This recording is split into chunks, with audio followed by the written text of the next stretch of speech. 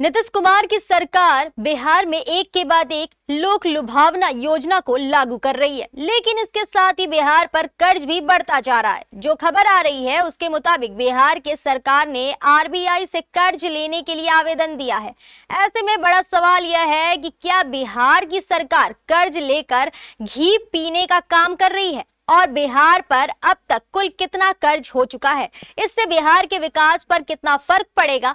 इस खबर से जुड़ी पूरी जानकारी देखिए इस खास रिपोर्ट में।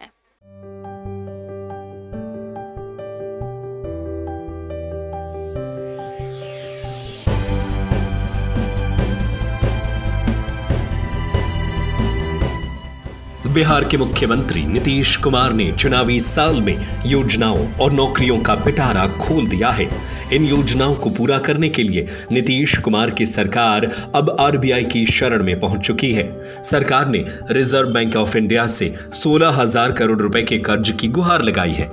नीतीश सरकार ने जुलाई से सितंबर तक यानी ठीक चुनाव से पहले तक कर्ज देने की अपील की है। सरकार के मंत्री कह रहे हैं यह कर्ज बिहार के हित में है, तो विपक्ष कह रहा है कि सरकार कर्ज लेकर घी पी रही है और चुनाव के बाद इनका हाजमा खराब हो जाएगा, सब योजनाएं बंद हो जाएंगी।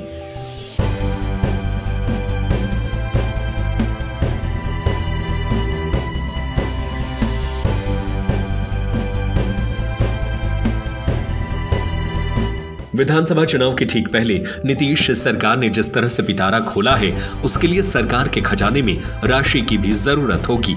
राज्य के सीमित राजस्व स्रोतों से इस अतिरिक्त राशि की व्यवस्था संभव नहीं है, लिहाजा सरकार ने रिजर्व बैंक का दरवाजा खटखटाया है। हालांकि सरकार के मंत्री कह रहे हैं कि सरकार कानून की तय सीमा में ही कर्ज ले रही है।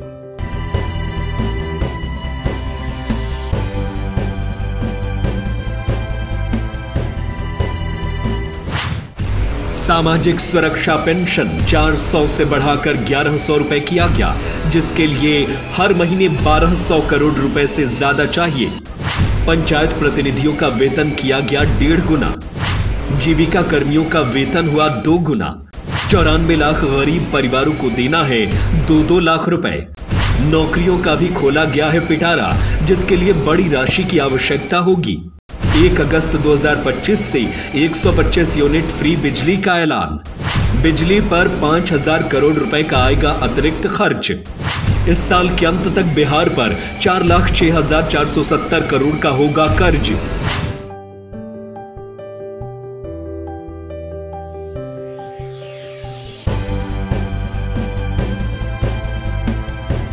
इधर विपक्ष का आरोप है कि सरकार चुनावी वर्ष में कर्ज लेकर वोट के लिए लोक लुभावन योजनाएं लागू कर रही है, जबकि चुनाव बाद राशि के अभाव में सभी योजनाएं धरी की धरी रह जाएंगी।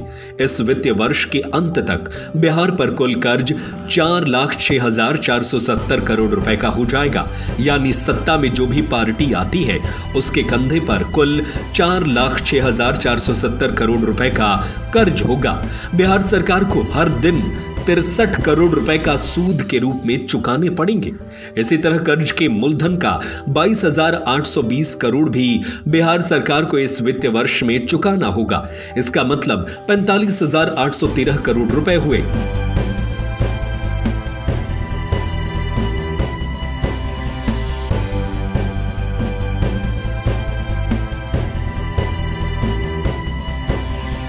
पिछले साल नीतीश सरकार ने आधारभूत संरचना का विकास करने के लिए 48,000 करोड़ रुपए खर्च करने की योजना बनाई थी। इसके लिए पैसा कर्ज के जरिए अलग अलग वित्तीय संस्थानों से जुटाने का प्लान बनाया गया था। सरकार का कहना था कि इससे राज्य के आर्थिक विकास को गति मिलेगी और रोजगार के अवसर बढ़ेंगे।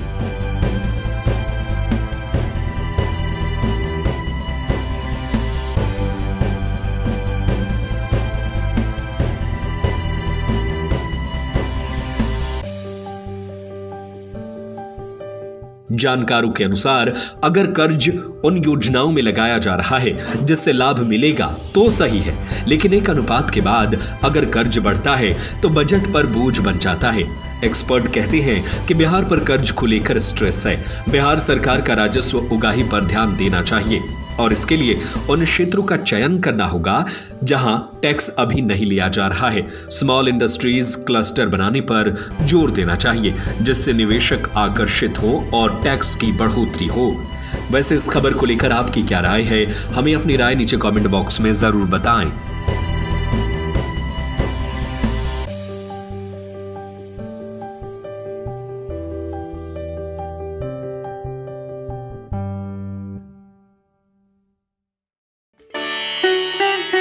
रियल डायमंड सच्चा गहना, बनेगी दुल्हन मेरी बहना। कल्याण ज्वेलर्स लेकर आया। पहने मम्मी पहने बहना, गोल्ड हो या डायमंड, वेडिंग कलेक्शन हो या पार्टी कलेक्शन, कल्याण ज्वेलर्स जैसा कोई नहीं। डिजाइनों का जबरदस्त कलेक्शन।